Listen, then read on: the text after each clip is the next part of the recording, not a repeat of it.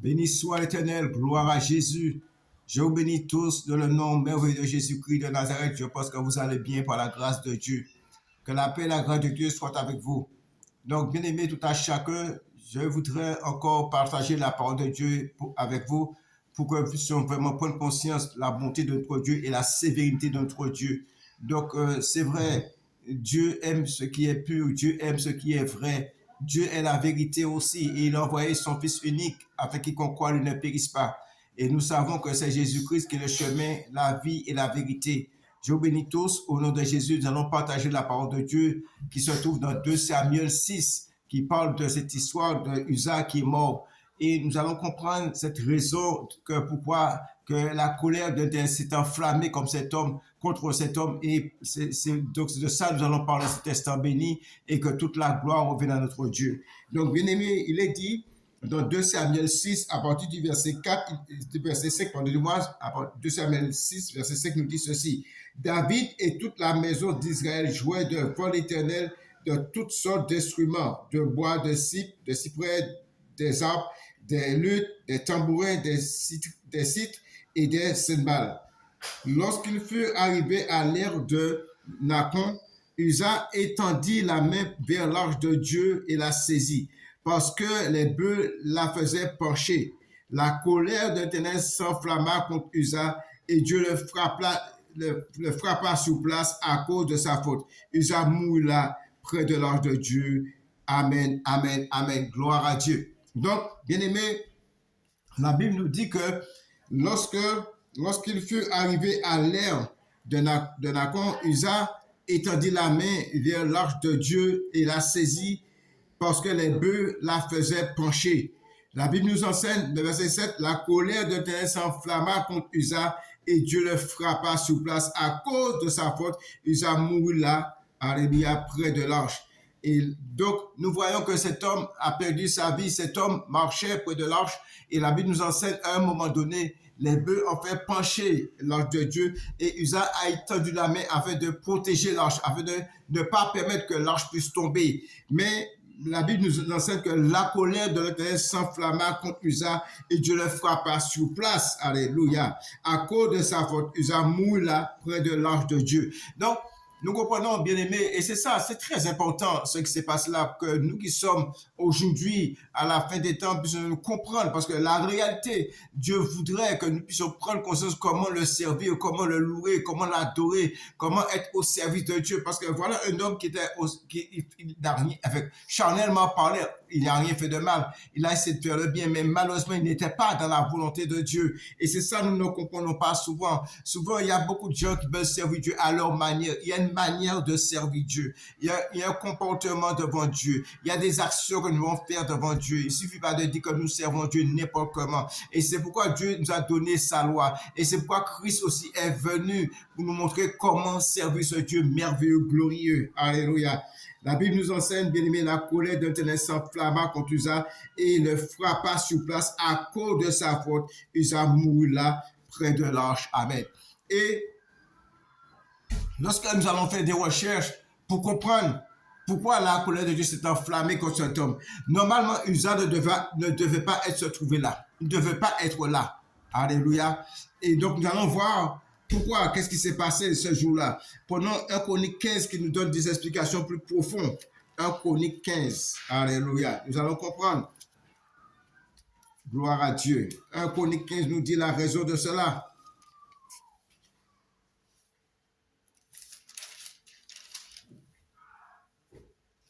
Gloire à Jésus.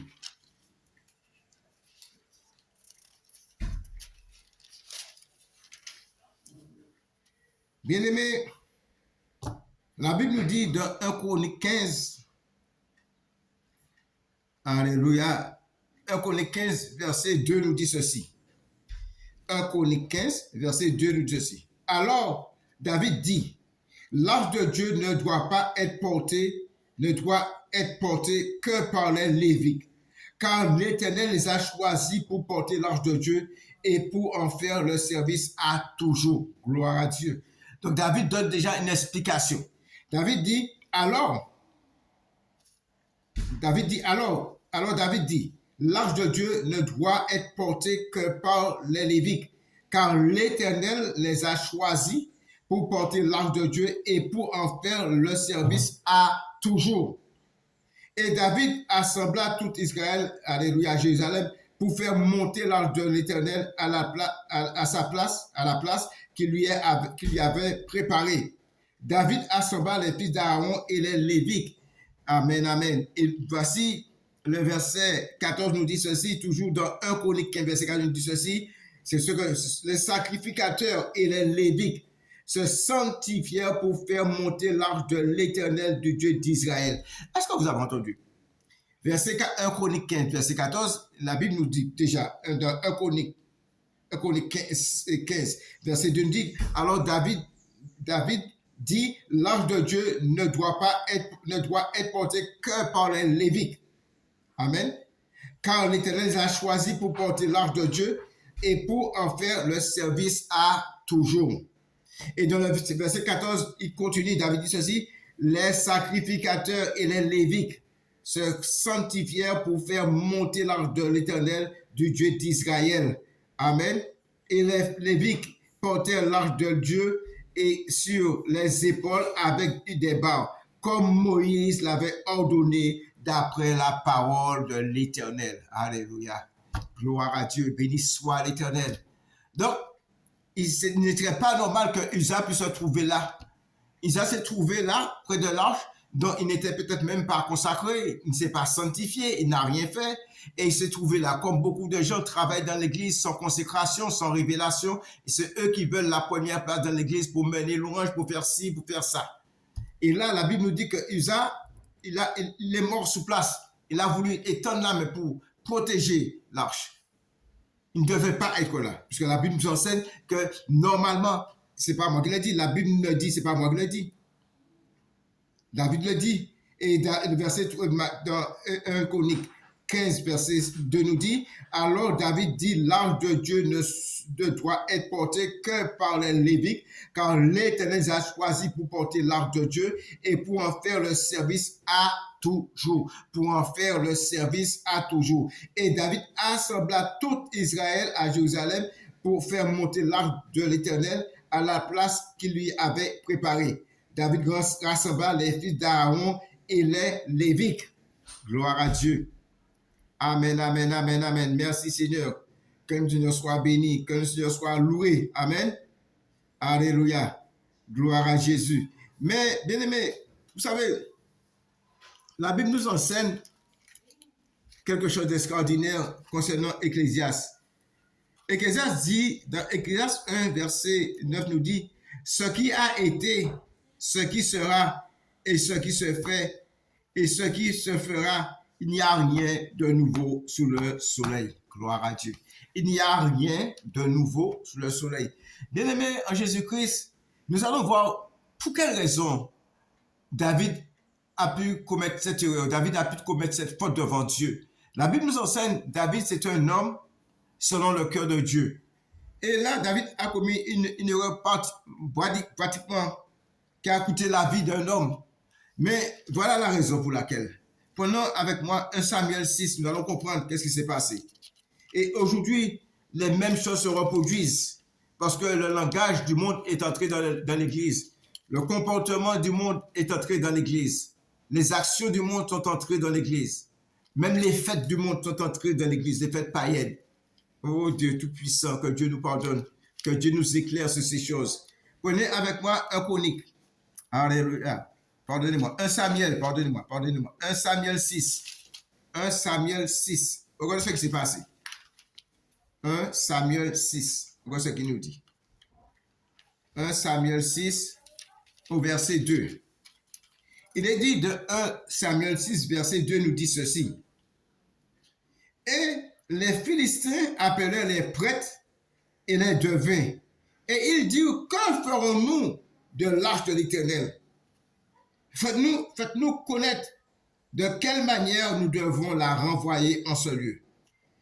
Il répondit, si vous envoyez l'arche de Dieu, du Dieu d'Israël, ne la renvoyez point à vide, mais faites à Dieu un sacrifice de culpabilité, alors vous guérirez et vous saurez pourquoi sa main ne s'est pas retirée au-dessus de vous.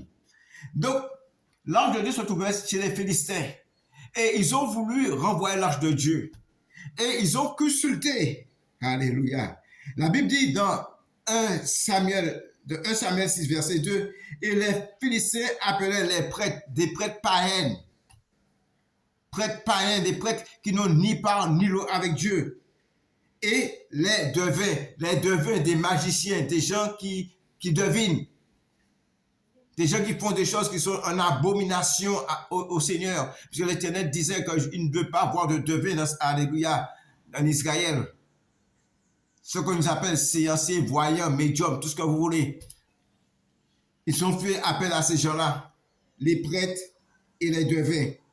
Et il dit, que ferons-nous de l'arche de l'Éternel? Faites-nous connaître de quelle manière nous devons renvoyer en ce lieu. Alléluia. Vous savez, la Bible nous dit qu'il n'y a rien de nouveau sous le soleil.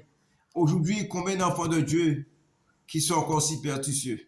Combien d'enfants de Dieu qui croient en cela, en ceci? Pendant que je me rappelle combien de gens qui pensent qu'ils reçoivent un message et on leur dit de ne pas briser la chaîne. Tu veux être béni, envoie cela pour 10, pour 6, pour 15 personnes. Arrêtons ces choses, bien-aimés.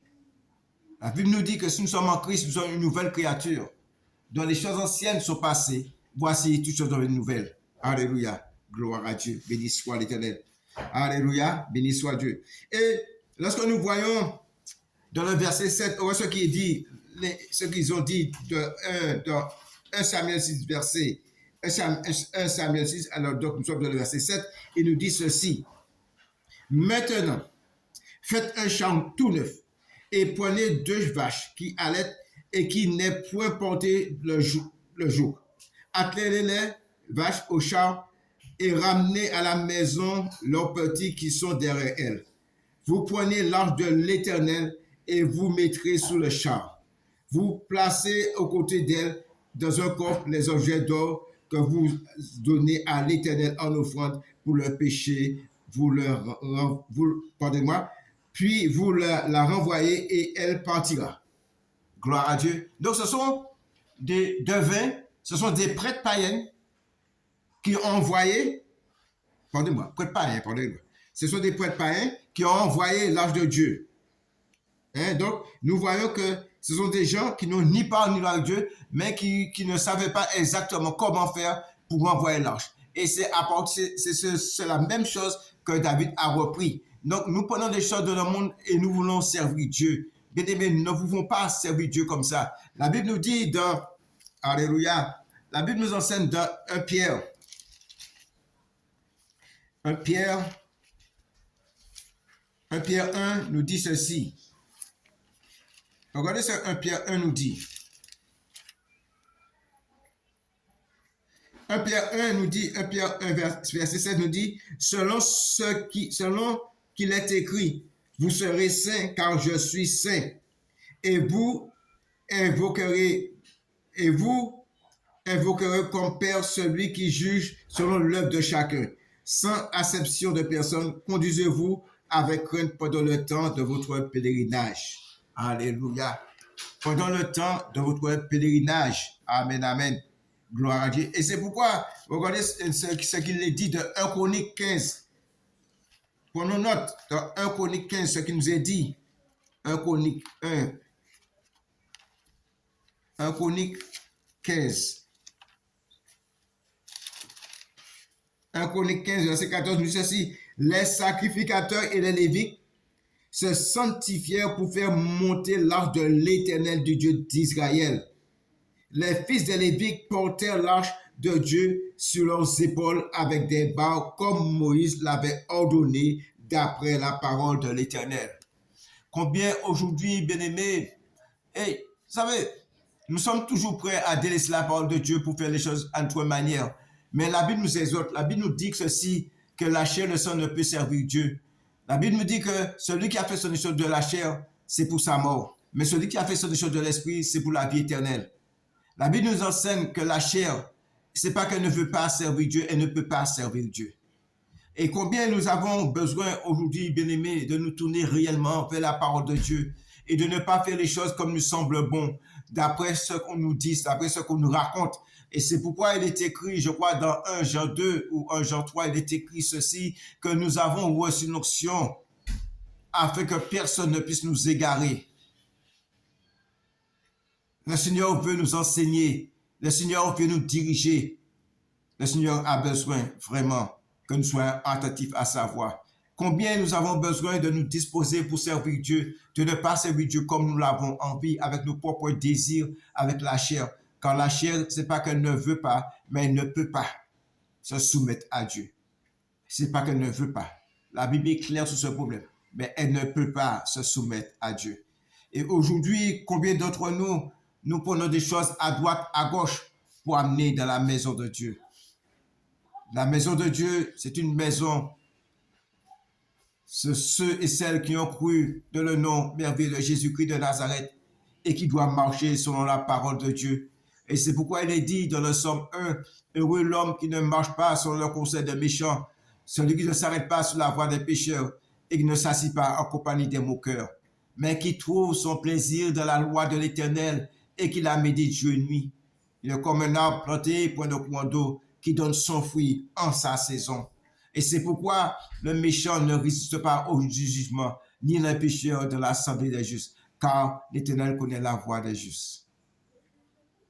Ni les pécheurs ne résistent pas au jugement, ni les méchants dans l'assemblée des justes. Nous avons besoin, bien-aimés, de ces temps difficiles, de ces temps dont les choses deviennent de plus en plus compliquées et l'ennemi monte en puissance. Et nous-mêmes, que Dieu nous a donné autorité, nous-mêmes, que le Seigneur a dit, il y a des choses que je ne peux pas vous dire maintenant, vous pouvez les porter, mais lorsque le consolateur sera venu, il vous conduira dans toute la vérité et il me glorifiera. Combien dans ces temps-ci, nous avons besoin vraiment de retrouver la vraie Pentecôte. Que le jour où l'Église a été bâtie, alléluia, être dirigée par l'Esprit, être conduit par l'Esprit. Si nous vivons par l'Esprit, nous devons aussi marcher par l'Esprit. Que vraiment nous puissions avancer et surtout, nous devons vraiment de jour en jour faire des progrès afin que nous puissions bénéficier pleinement de la grâce de Dieu.